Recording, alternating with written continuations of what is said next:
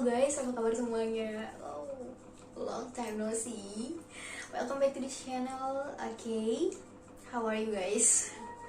I hope you're doing very well. Okay. By the way, kali ini gue bakalan sharing aja ya buat teman-teman gue yang nungguin banget gue sharing tentang buku yang pernah atau topik yang pernah gue mention di video-video sebelumnya gitu ya. Tentang emotional intelligence yang mengacu pada bukunya Daniel Goleman ya, yang judulnya Emotional Intelligence. Jadi kali ini gue akan ngebahas topik emotional intelligence ini secara singkat ya, biar nggak bosen nih kan ya. Oke, jadi dari buku ini gue mendapatkan beberapa poin ya yang penting yang bisa buat belajar lah ya, kita belajar bareng lah gitu ya. Okay, so I actually don't know how to start it guys, but I'll try my best ya. Okay, jadi pertama mungkin kita bahas emotional intelligence atau kecerdasan emosional gitu ya. Berarti kata kuncinya itu berasal dari emosi dan cerdas gitu ya. Nah, cerdas kalau secara harfiah itu didefinisikan sebagai pola pikir yang berkembang secara terus-menerus ke arah sempurna. Sementara emosi adalah luapan perasaan yang khas, yang pasang dan surut dalam waktu yang singkat gitu. Sementara di dalam bukunya, di dalam buku Daniel Goleman ini, yang ini ya bukunya guys, yang ini ya. Di dalam bukunya Daniel Goleman mendefinisikan emosi sebagai pikiran yang khas, perasaan atau pikiran yang khas, keadaan psikologis maupun biologis, ataupun serangkaian kecenderungan untuk bertindak gitu. Jadi bisa dibilang emosi ini sangat-sangat berperan penting dalam suatu tindakan yang akan kita lakukan dalam berbagai-bagai keadaan gitu ya. Jadi bisa dibilang kecerdasan emosional adalah suatu kecerdasan dalam menangani emosi-emosi yang terjadi gitu. Nah, dalam buku ini ada beberapa teoretikus menggolongkan emosi ke dalam 8 jenis golongan ya. Itu ada amarah, ada rasa nikmat, ada rasa sedih, ada cinta, ada jengkel, ada malu, ada jengkel, ada malu, rasa senang. Penting ada 8 deh gitu ya, 8 gitu. Jadi dari ke-8 golongan ini pasti setiap orang punya cara yang berbeda-beda dalam menanganinya. Nah, terkadang caranya ini bisa menimbulkan sesuatu kejadian yang negatif, bahkan kejadian positif. Nah, untuk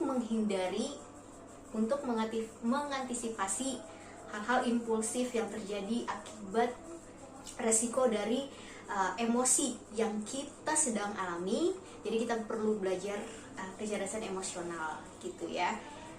Tenang aja guys, katanya nih ya, kecerdasan emosional ini bukan seperti kecerdasan intelektual ya, yang bisa didapat persentasi yang besarnya itu didapat dari gen gitu kan. Kalau kecerdasan emosional ini bisa dilatih dari kecil, dari pengalaman-pengalaman kehidupan dalam keluarga misalnya ya gitu. Jadi dari lingkungan sekitar gitu. Jadi bisa dilatih, bukan bawaan gitu ya.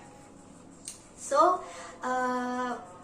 para teoretikus menyimpulkan dari Harvard ya. Jadi ada 5 kemampuan yang dimiliki, yang bisa kita asah, yang bisa kita latih untuk menjadi sosok yang cerdas secara emosional gitu ya. Yang pertama itu ada self awareness ya. Self awareness ini yang artinya itu kesadaran diri ya. Nah, katanya nih yang orang-orang yang punya kesadaran diri biasanya lebih mudah untuk mendengarkan, lebih mudah untuk menerima kritikan dan menjalankan kritik dari orang lain gitu. Jadi tahu betul nih dia punya kekurangan dan dia kita mau bertumbuh gitu, jadi kita mendengarkan kritik orang lain. Nah itu orang yang punya kesadaran diri gitu, tahu kelebihannya, tahu kekurangannya gitu. Jadi kita belajar punya kesadaran diri seperti itu ya. Terus yang kedua itu ada self regulation. Self regulation ini tahu batas-batasan. Jadi kita dalam artian secara psikolog juga bisa mengenali emosi diri, mengelola emosi diri. Kalau yang pertama tadi kesadaran diri bisa dibilang mengenali ya, mengenali emosi. Yang kedua itu mengelola gitu. Jadi setiap hal-hal yang terjadi, emosi-emosi yang terjadi dari setiap kejadian, jadi kita bisa kelola gitu. Jadi kita belajar mengelola emosi gitu. Kan ada yang gampang banget marah gitu kan, marahnya juga meledak-ledak gitu ya, bisa bikin orang ngedown atau bisa merugikan orang lain ataupun merugikan diri sendiri gitu ya. Kadang ada yang kesal sama orang tapi dia melampiaskan dengan hal-hal yang gak baik, atau ada suatu kejadian yang mengecewakan dia tapi dia melampiaskannya ke dalam hal-hal yang baik, misalnya pergaulan bebas, misalnya mabuk-mabukan, ataupun obat-obatan terlarang. Nah itu karena apa? Karena gak bisa kurangnya kemampuan untuk mengelola emosi sendiri gitu. Jadi kita harus belajar, kita perlu belajar untuk mengelola emosi ini tadi gitu. So kita harus tahu batasan-batasan diri kita ya, tidak menimbulkan kerugian buat diri sendiri ataupun orang lain gitu. Terus yang ketiga itu apa? Motivation gitu ya, motivasi. Jadi biasanya orang yang punya motivasi yang tinggi biasanya kita lebih disiplin karena kita tahu tujuannya gitu ya, dan itu datang dengan sendirinya terkadang ya. Jadi kayak kita tahu goals kita itu apa, jadi kayak lebih bersemangat aja kalau punya motivasi gitu ya. So kita kayaknya harus membuat list gitu ya. Ini goalsnya apa, misalnya dalam tahun ini goalsnya apa, tapi terkadang nggak tercapai juga sih guys, tapi but it's okay, yang penting kita punya semangat, tetap semangat gitu dalam mengejar motivasi itu harus tetap ada gitu. Oke. Terus yang keempat itu apa? Yang keempat itu empathy atau empati. Jadi orang-orang yang punya empati yang tinggi biasanya lebih care ya, lebih peduli, lebih tulus dalam membantu orang lain gitu. Jadi bisa dibilang kayak apa ya, kayaknya bisa menempatkan diri di posisi orang lain, dan itu sangat baik, dan itu merupakan sosok. Kalau kita bisa punya empati yang tinggi, kita berarti orang yang cerdas, sosok yang cerdas secara emosional. Jadi kita bisa menempatkan diri kita di posisi orang lain. Kalau gue kayak begitu, gue gimana ya gitu kan. Kalau gue misalnya terjadi seperti ini, kayak gimana ya. Jadi kita bisa merasakan apa yang dia rasain gitu. Jadi nggak gampang banget kayak bully orang gitu ya, ngejudge orang, atau kayak zaman sekarang itu gampang banget ya guys ya buat orang lain lah, misalnya terpuruk atau bullying, apalagi dengan adanya media sosial gitu ya, dan sangat-sangat gampang diakses gitu. Jadi kayak gampang banget head comment atau segala macam itu kan.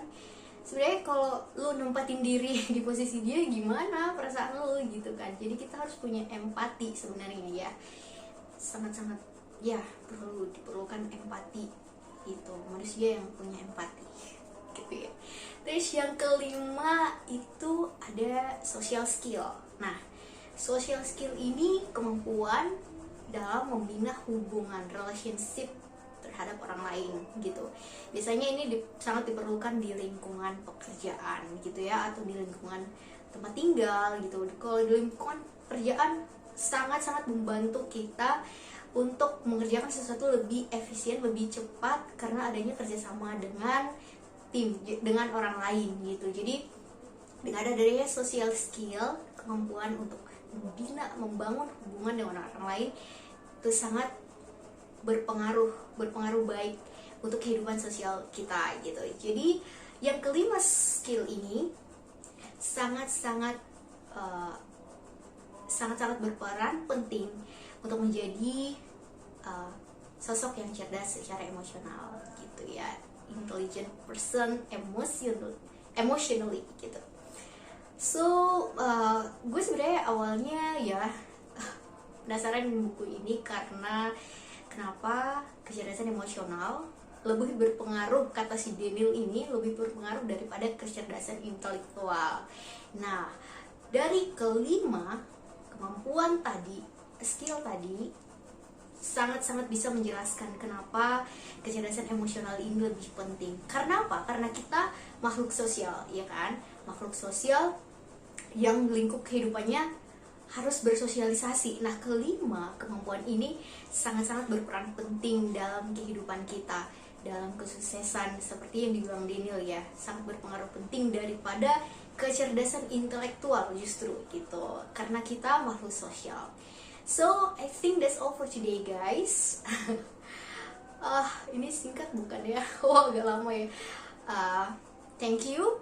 By the way, I hope you can take the positive value that we can learn together, and see you next video. Bye. Thank you.